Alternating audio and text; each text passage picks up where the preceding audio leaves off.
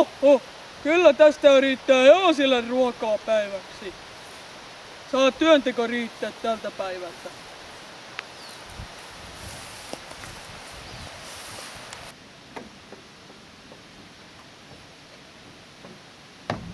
Oho, mitäs voisin tehdä? Menen Mari tädille, joo niinhän minä teen. Haen ensin vain polkupyörän.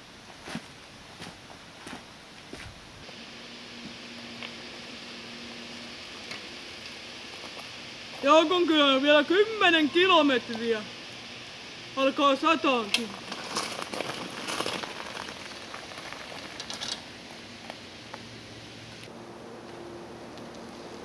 Ei enää pitkälti.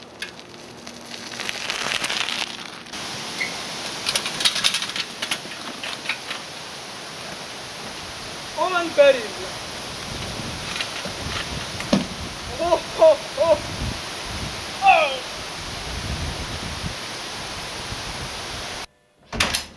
Terve Mari-täti! Mari-täti! Mari-täti! Missä hän on?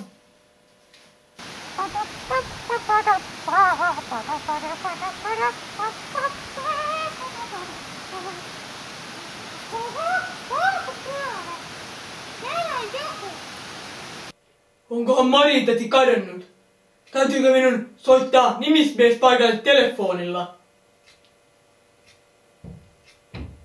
Kas siellä?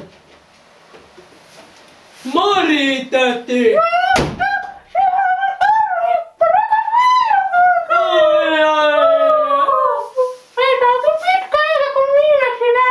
Aivan!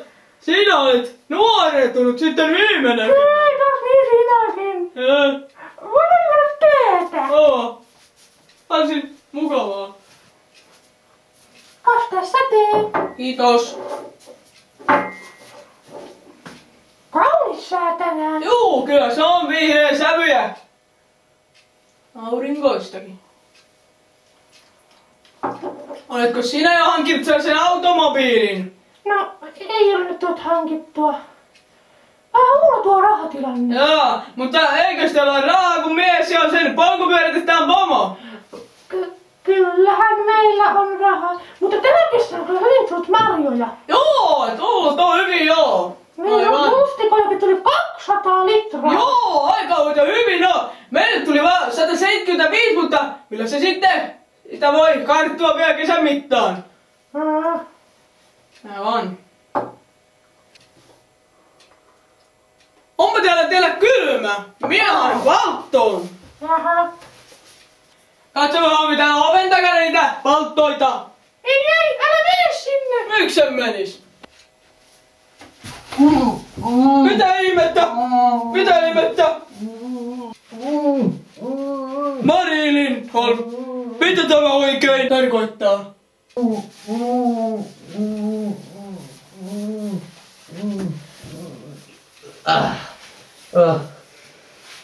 Nouse ylös. Minä selitän. Minun mieheni on kidnappattu ja hän on viety Siperiaan. Miten minä selville, että tämä mies on yksi kidnappajista. Ja minä otin hänet vangiksi, jotta voisin tiedustella häneltä, missä mieheni oikein on. Minne hänet on viety. Mutta hän ei ole vielä suostunut kertomaan sitä. Olen kilpailevan polkupyörätehtaan leivissä. Me kidnappasimme hänet ja veimme Uralvuorten juurille, koska kuulimme, että hänellä on erittäin tuottoisa polkupyöräsuunnitelma.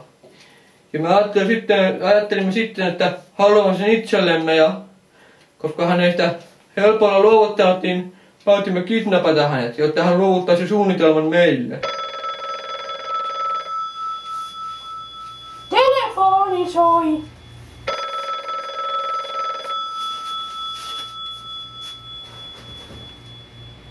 Haloo? Mari Lindholm telefonin päässä. Päivää. No ei, me emme osta mitään. Hei, hei. Kuka siellä soitteli? Joku kauppasi vain pölyn imureita. Joo. Oi ei, hän pakeni. Seuraan häntä, jos hän menisi sinne kidnappatun miehesi luo. Niin silloin soitan telefonilla sieltä Siperiasta silloin. Selvä. Joo.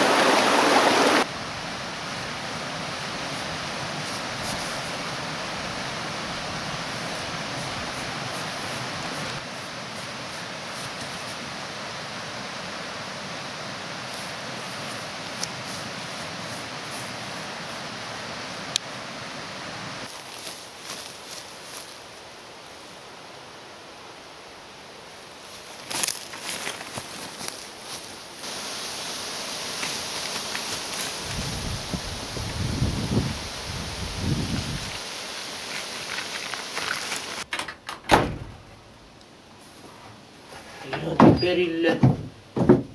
Ilmeisesti kukaan ei seurannut minua. Tuolla on Maritanin mies.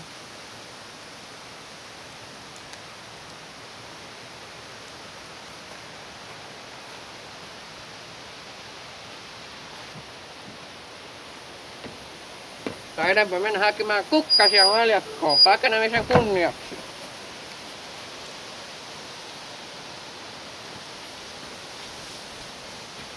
Menen vapauttamaan Maritanin miehen, kun hän hakee kukkasia.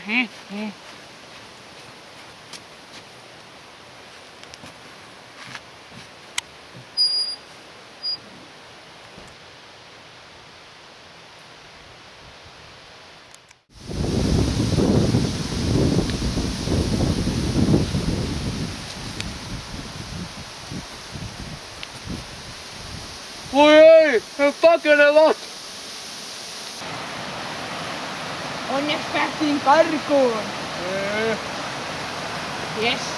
Täytyy soittaa Maritanille lähimmästä talosta, että hän tietää, että olet vapautunut. No Einari täällä. Minut vapautettiin. Juu, Arhippa onnistui. Niin no.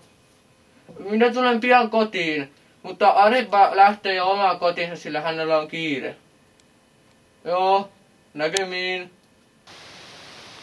Kiitos avustasi, Arhippa. Eipä mitään, Einari, mutta minun täytyy nyt lähteä kotiin, koska heinätyöt hänen siellä aina odottavat. Nyt on niin kaunis sää, että jos pilviästyisi tulemaan, niin kastuisi kaikki heinät. Hei hei! Minunkin täytyy mennä, kun Ari täytyy odottaa minua. Hei hei!